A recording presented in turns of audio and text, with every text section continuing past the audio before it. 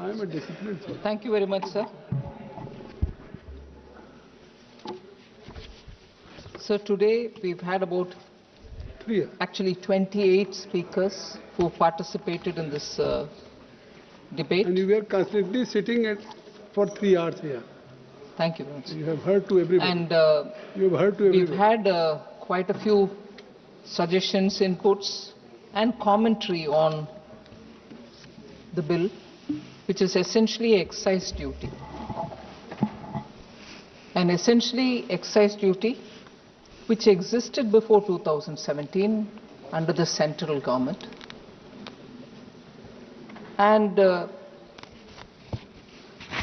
it was only for the sake of the compensation cess which was required at the time of introducing GST that Centre gave up its powers to levy excise duty on tobacco and tobacco-related products, that right was given away to the GST so that they will be in a position to collect the compensation cess over those items which were taxed at 28%.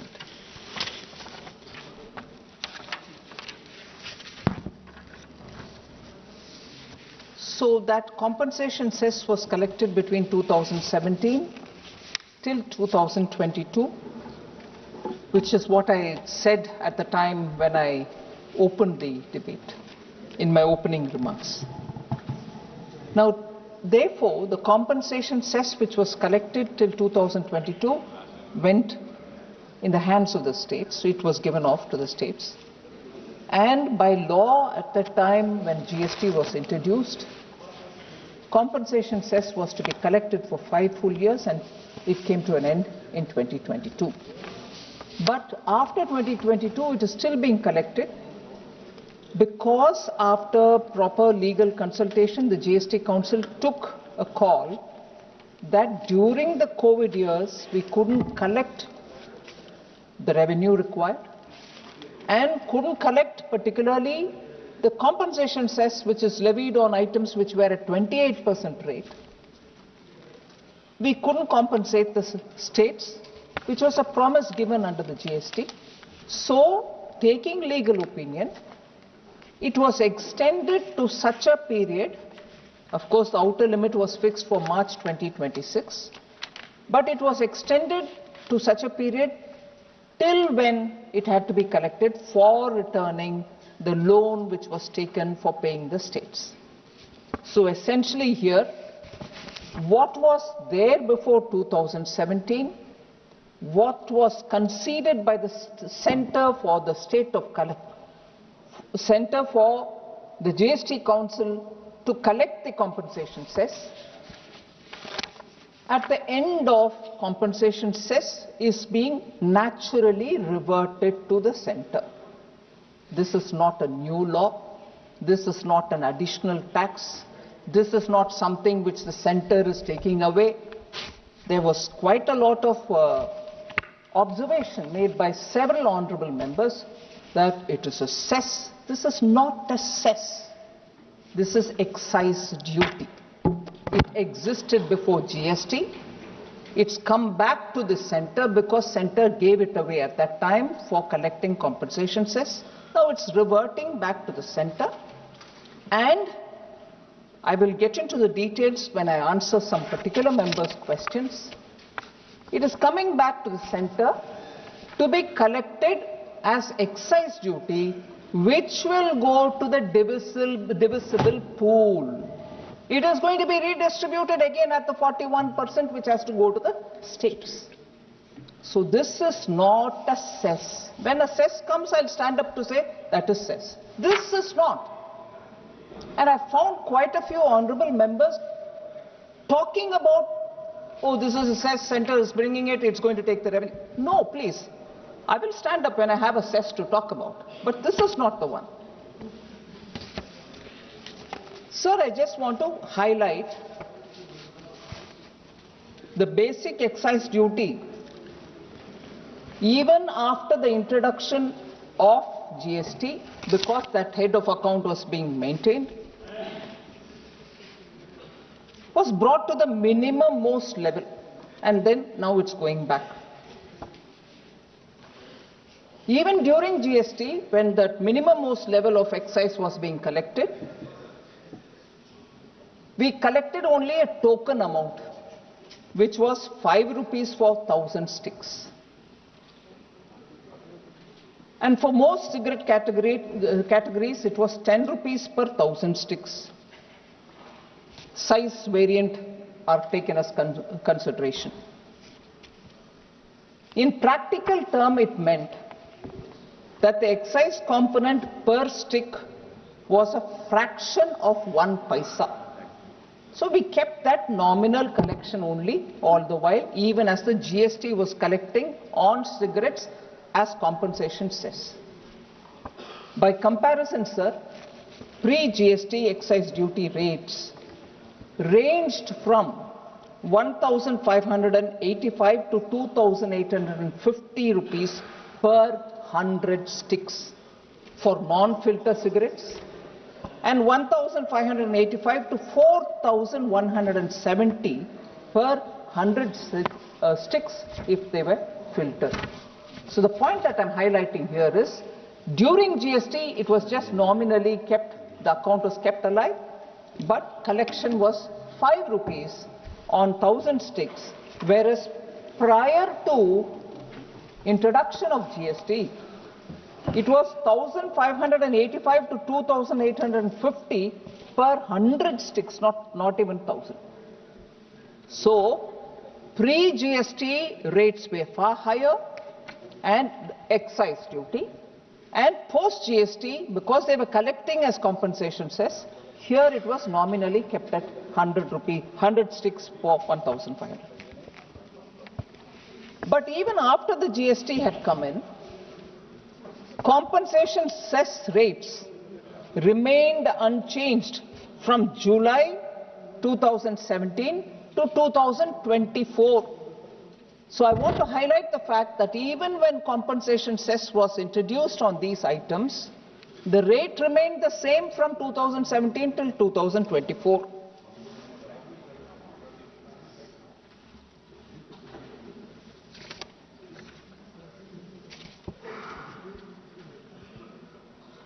So normally, World Health Organization, when it gives some reports, it comments on situations prevailing in different countries. According to WHO, sir, there is a global tobacco control report which the WHO brings out. India did not revise specific cess rates even as the average retail prices of cigarettes rose at less than half the pace of the nominal income growth, was an observation made by the World Health Organization. And empirical data reinforce this fact. So the World Health Organization and the World Bank jointly track affordability index of tobacco products. Is it affordable, or in order to deter people from using cigarettes, have we kept it higher, is an indicator which the World Health Organization monitors. And for India, their comment has been, affordability has either stagnated or increased in the past decade. When affordability increases, it means the price is remaining low. So, affordability has either stagnated or increased in the past decade, meaning cigarettes have not become more expensive related to the consumer's purchasing power. I'm stating what has happened since after the centre gave away for the sake of compensation cess to the GST Council. Until 24, no rate change has happened. Globally, more than 80 countries, sir, revise tobacco taxes annually, many using inflation indexing or multi-year excise schedules. I just named them: Australia, New Zealand, where Australia is at about 12.5 annually. Automatically, based on CPI, it changes. New Zealand, 10%, Philippines, Turkey, South Africa have also constantly linked it with inflation. EU member states do it, maintain a minimum excise burden of 60% of weighted average price. Some may exceed and reach to 70, 75 also. So even in India, prior to GST rates, annually, rates on tobacco had been increased. So it's primarily health-related concern with which it had to be a deterrent. The price or the tax had to be a deterrent so that people don't get into that habit. But after the sunset of compensation cess, as I said, we are bringing back the excise duty which existed prior to GST. Now, certainly we don't want cigarettes to become affordable. So this is the sum and substance of this particular excise duty. India's total tax incidence on cigarettes is approximately 53%.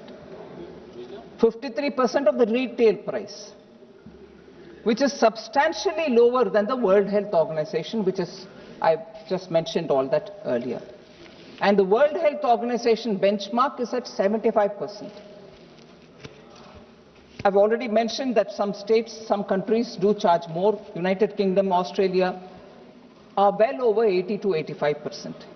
So we do keep that benchmark which the WHO has highlighted, and the concerns of honorable MPs. Some have said you're going to impose this tax, as a result of which livelihoods are going to be affected, because cigarettes or BDs will become more expensive and those poor people who are rolling BDs will be out of the job. I want to highlight some facts here, sir. I'll come to specifics and speak about specific concerns of members. I'll now go to addressing some of the concerns which honorable members have raised. So first of all, farmers. Tobacco growing farmers will have to be weaned away from growing tobacco into doing other alternative crops. There has been efforts earlier. Efforts continue under Prime Minister Modi's government. Farmers are constantly being told how unhealthy it is to cultivate tobacco, and I will highlight that specifically what efforts are being taken.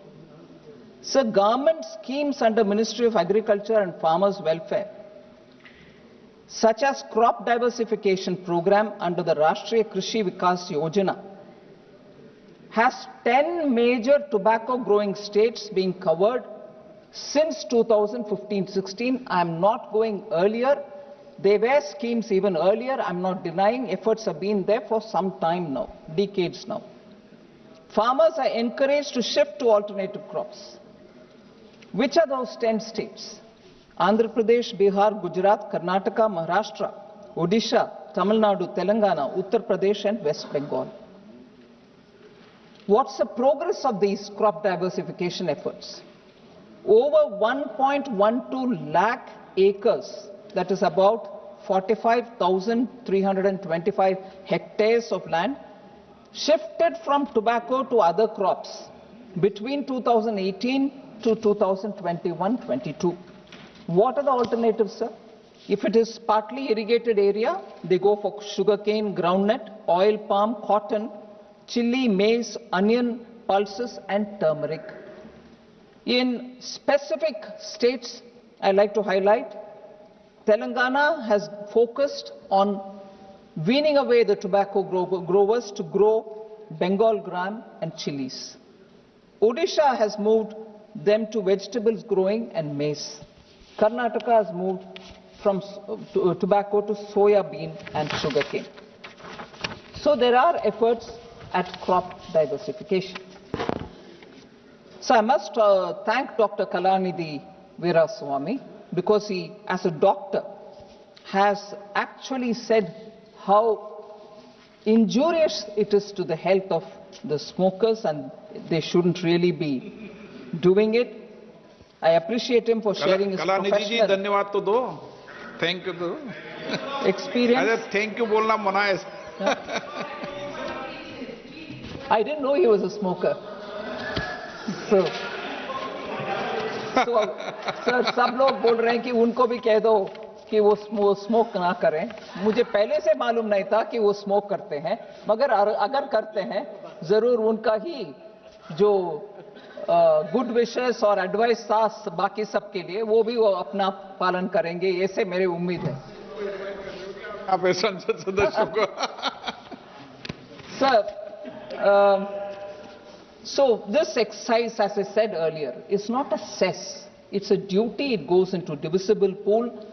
Dr. Kalanidhi did speak about it. I want to say this collection will go into the divisible pool, and therefore the 41% will be reaching the states. Although there is one or two points on which I have thanked and appreciated his concern, sir. There's one point on which I want to correct Dr. Kalanidhi. Race devolution to 50%. Tamil में जवाब दे दो आप एक बार। तमिल में दूं sir? Sir आपके आदेश को पालन करना ही पड़ेगा सर। सर மாநிலங்களுக்கு கொடுக்கக்கூடிய நிதி 50% உயர்த்த வேண்டும் என்று கோரிக்கை வைக்கப்பட்டது. அந்த கோரிக்கை finance கமிஷனுக்கு வைக்கப்பட வேண்டிய கோரிக்கை எங்க கிட்ட வைக்க கூடாது. So first of all I want to say that request which Dr. Kalanidhi has said states should get 50% of all the devolvable taxable amount is something which the finance commission will have to address, and I'm sure he and his government would have said. अभी क्या है, संसद के अंदर ये व्यवस्था की है कि कोई भी भाषा बोलने के बाद सिमिल्टेनियसली अनुवाद हो जाता है। ओके, इसलिए दिक्कत नहीं। आप पहले क्या है, वो ऑलरेडी जेनरसली बोल रहे हैं मैं अंग्रेजी समझता हूं इसीलिए you don't have to speak in Tamil, मगर ये मौका मुझे तमिल में भाषण देने का भी मिलता है, इसीलिए I want to speak. Sir I also want to say sir, other than what the finance commission has said to devolve, actually Prime Minister Modi, because he's been a chief minister, he understands the states and their difficulties. After COVID had asked us to create a capital fund which can be given to the states as good as a grant, but it is called a loan, 50 years interest free, and all states have utilized it.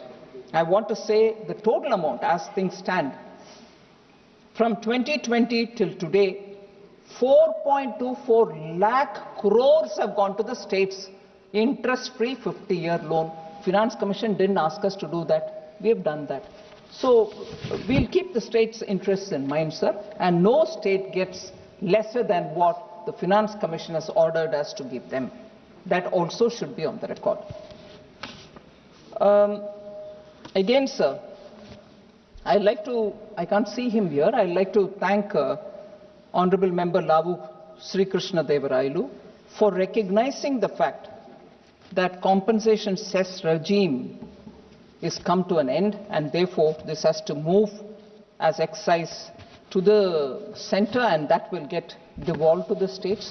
I actually appreciate him for having clearly laid that out, and it will only support the states and their finances. So there was also the same question of, are you helping the farmers? Are you actually doing concrete things, one to help the farmers, another to really contain purchase of tobacco and tobacco-related products? So there has been a law since 2003, and that actually prohibits tobacco products from being sold to people who are under 18 years of age in 100-yard circumference of any school or any educational institution. But of course it has to be implemented even more rigorously, because there's a lot of violation and people are complaining about it. I'm sure the health ministry will be talking to states about it, sir. And there are a lot of advertisements. I'm not getting into that detail. So particularly on BD,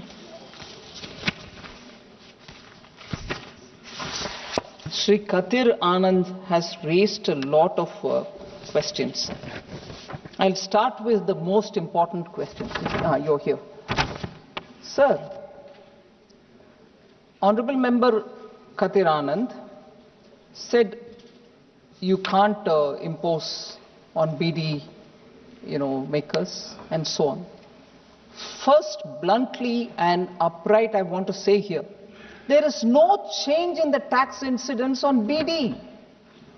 In fact, GST doesn't provide for items, so 28% was where most of these demerit goods were, on which we put a cess.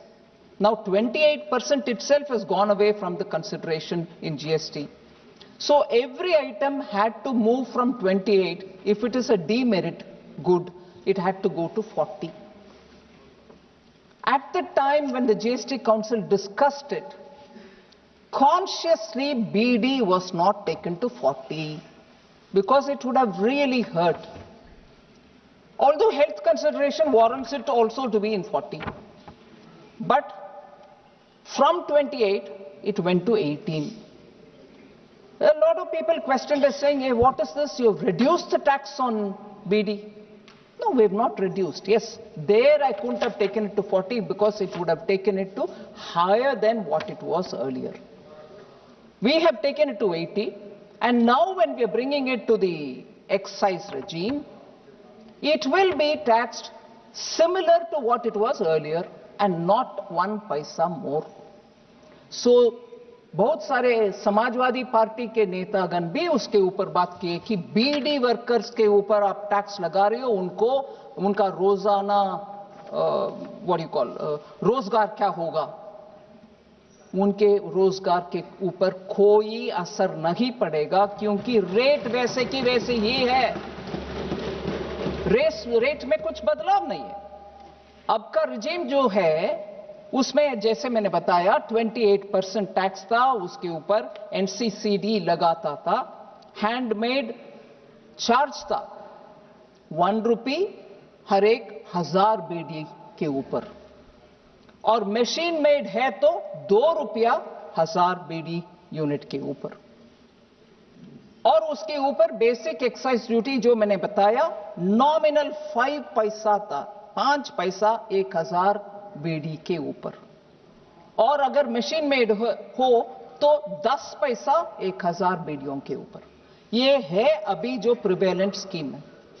Excise आने के बाद वो ही rate होगा क्योंकि GST अभी 18 हो गए, कम हो गए, और हैंडमेड यूनिट के ऊपर जैसे पहले एनसीसीडी था वो ही रेट है 1 रुपया 1000 यूनिट के ऊपर, अगर हाथ से बनाया हुआ, मशीन से बनाया हुआ तो 2 रुपया 1000 यूनिट के ऊपर, और बेसिक एक्साइज ड्यूटी जो कानून अभी ले आ रहे हैं उसमें 10% होगा बीडी के ऊपर। कुल मिलाकर के बीडी के ऊपर रेट जो था पहले वही है, 1 पैसा, मैं रुपया नहीं बोल रही हूं, 1 पैसा का इंक्रीज भी नहीं है। इसीलिए रोजगार चले जाएगा, गरीब बीडी वर्कर नहीं जाएगा जी, कोई परिवर्तन नहीं है, रेट वैसे की वैसे।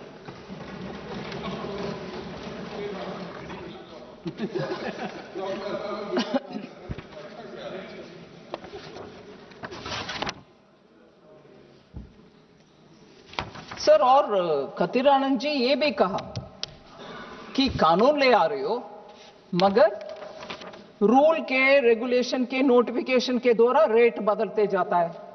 नहीं बदलना, मतलब बदलना असंभव है, पार्लियामेंट को छोड़कर मैं रेट बाहर से बदलना नामुमकिन की बात है। बिना अप्रूवल ऑफ पार्लियामेंट 1 पैसा भी बदलना मुश्किल है, कर भी नहीं सकते कानून है। सो वो होता नहीं है ऐसे, அப்படியெல்லாம் நடக்காதுங்க। இங்க இந்த பார்லிமெண்ட்ல அனுமதி இல்லாம 1 பைசா கூட இன்க்ரீஸ் பண்ண முடியாது, அது ரூல்ஸ் மூலம், நோட்டிபிகேஷன் மூலமோ நடக்காது।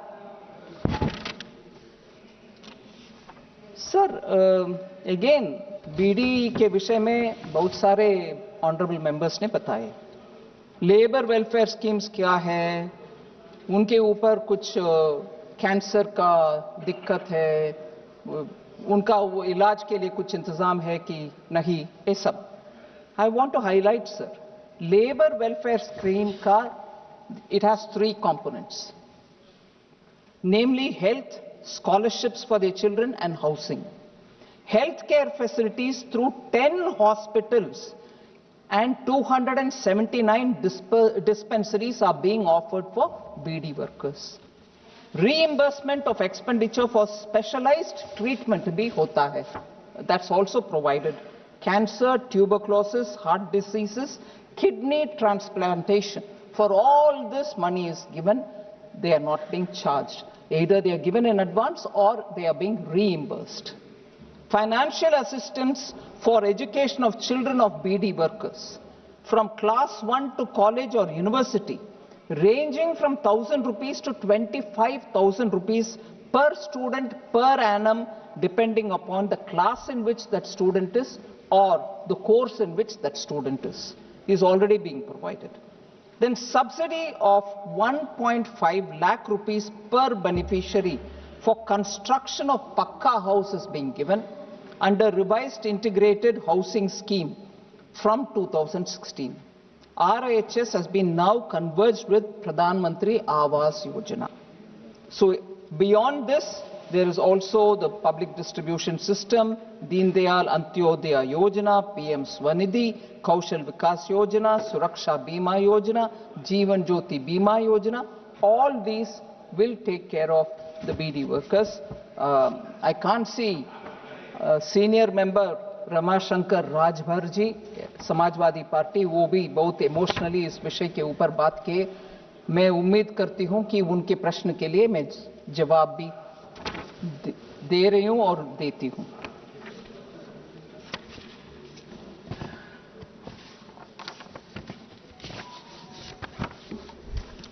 So Honorable Member Supriya Sule ji, she had raised this very important question in general about the excise, for which I think in the name of other members I've given an answer. Sir, in passing, but I think she meant it, Honorable Member raised this question about IMF and data issue. I would want to use this opportunity to explain that that debate was very ill-informed. IMF has actually said India's overall healthy economic performance is what the report concentrates on. Literally, most of the report focuses on it. But on the data ranking, I want to say, sir, IMF rates data quality from A till D. A, B, C and D. They don't have the A plus, A minus, which happens in most universities.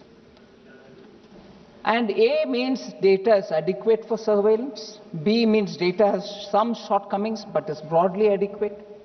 C means data shortcomings could somewhat hamper surveillance. That's where we are put. And D, serious shortcomings that hamper surveillance. We are ranked C. The ratings are part of IMF report on Indian economy, which expects India's GDP growth to grow at 6.5% level in 25-26, the current year. Growth it recognizes in private consumption, macroeconomic stability and also resilience of the Indian financial sector. They recognize it as key drivers of growth. They also recognize the inflation. They say it has been well below the RBI's tolerance band. The tolerance band is 2 to 6%. And they also say it is expected to be at 4.3% overall for this year. So, the point of contention was the quality of data on which this C grade was given. What was the C grade for? The C grade is assigned to the data on national accounts, which covers data on GDP, consumption, income levels. And what was the reason behind C rating, sir? That the data is based on an outdated base year, which is 2011 to 2012, which is 2011 to 2012 is our base year till now. But Government of India is now changing that, and from the next year, we will have a data base year as 2022 to 2023, and from 27th February 2026, this will come into execution. So we are living with data being collected based on the base year 2011-2012. It is because of that we are ranked C, not for anything else which the government. I heard some honorable member, I don't want to take their name. The language used was astonishing, sir. Said, manipulating through GST, data being, collected and misleading data is being provided. None of that. If my base year is old and it is 2011 and 12, and IMF thinks, what is this? Why wouldn't you want to collect it on something very recent? That is why Government of India, after doing intense consultation, has decided from 27th February, we will have the base year come closer to us, which is 22-23. If on that score, IMF says, I rank you C, oh my God, the debate was like, oh, Government of India's data is all bad. IMF has said the whole thing is C grade. Absolutely not. It was for that data base year being owned. It didn't question about the growth figures we've given. On the contrary, they've said you'll be growing at 6.5%. They've actually appreciated our inflation management. So it has to be circumscribed, sir. Also, the wholesale prices used instead of producer prices was also one comment. Mismatched production and expenditure approaches was another observation. So everything belongs to the data collection and keeping it to a base year which is old and outdated. That is which is getting us C grade. But overall, India was rated B on all other fronts, including inflation, government finance, external sector statistics, monetary and financial statistics, and intersectoral consistency. So the median rating that we've got is B. So I would like Supriya ji to be informed about that. Also, not a consolation, but just to put it on a context, many developing countries also have the same medium rating of B, example, China and Brazil. I'm not getting into the others.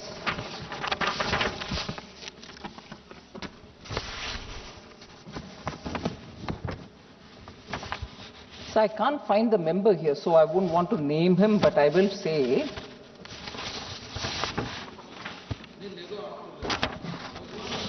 Honorable Member Sashikant Sendil, sir. Compensation cess was designed for 5 years, but it has been continued beyond it. I've explained the answer, but I want honorable members to please go into the facts before they observe something. Honorable members' observation go into the record. Compensation cess is a subject on which we have repeatedly spoken in this House. It was for 5 years, it was for the sake of giving it to the states. After 5 years, it will conclude. वो तो भारतीय प्रशासनिक सेवा के अधिकारी भी हैं, पूर्व. So, sir, another, and on which I have serious objections. Another observation made by the honorable member was compensation cess being used to pay centre's own debt. Excuse me. Compensation cess was collected with the authority of the GST Council to pay the loan that was taken, to give a back-to-back arrangement for the state governments, for revenues that couldn't be collected during COVID. And on the date when the whole thing is going to get over, the GST Council is authorized, saying you can withdraw. In anticipation, we are coming up with this exercise. And that has been recorded in the GST Council. I can't believe a constitutional body where all the finance ministers from all states are sitting, and not until Honorable Member Senthil Sashikant Senthil says, they would have allowed me to happily pay my debt, central government's debt, with that compensation cess amount. Are state finance ministers not powered enough to question me on that? And here is an honorable member telling us compensation cess being used to pay centre's own debt.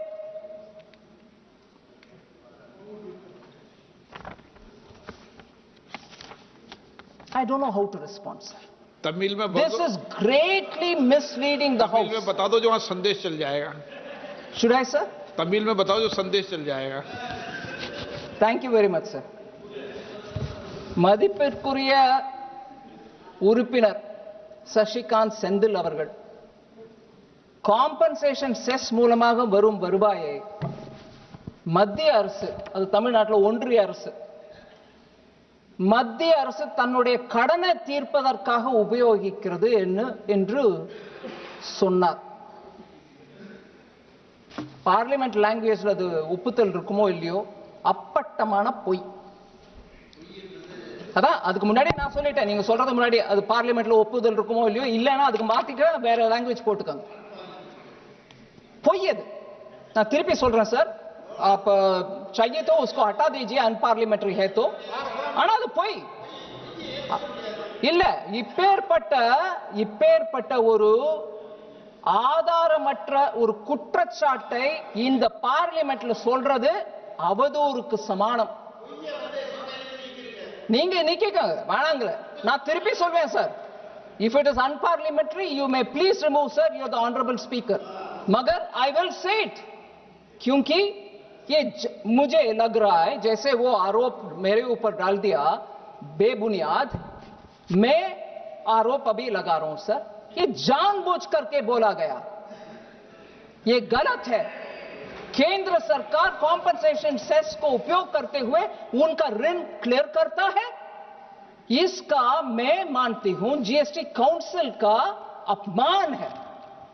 GST council में बैठे हुए वित्त मंत्रीगण को यह जानकारी नहीं होगा अगर मैं वैसे करती हूं. ये तमिलनाडु का एक सांसद बोलने का विषय में मुझे शर्मिंदा होना पड़ रहा है. Member of Parliament, Honorable Sashikant Senthil ji should please withdraw that statement. It was wrong. இது உண்மை இல்லை. பரவாயில்லைங்களா உங்களுக்கு? உண்மை இல்லை. நான் பொய்யன் சொல்றதை விட உண்மை இல்லைன்னு சொல்லிட்டேன், அசத்தியம். ஆனா அவர் இந்த ஆதாரமற்ற குற்றச்சாட்டை சொன்னதுனால ஆனரபிள் ஸ்பீக்கருக்கு நான் ஒரு விண்ணப்பம் வைக்கிறேன், அதை அவர் வித்ட்ரா பண்ணணும்.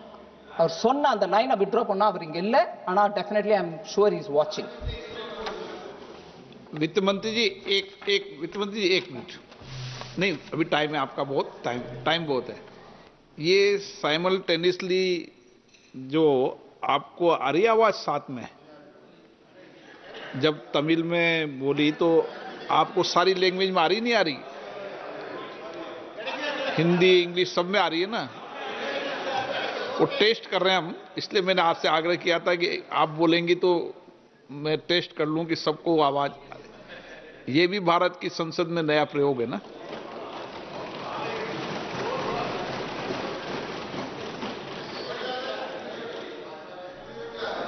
धन्यवाद sir. Sir, lastly, many members mentioned it. Vishal Dada Patil, I don't know if he's here, he also mentioned health and wellness have to be a good focus. According to NHA data, sir, 2014-15 and 2021-22, government health expenditure as percentage of GDP rose from 1.13% to 1.84%. Government health expenditures share of overall government spending also increased from 3.94% to 6.12%.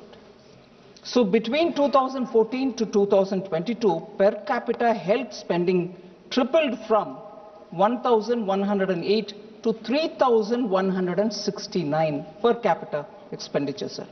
You also are aware, Ayushman Bharat program, 55 crore beneficiaries are taking benefit out of it.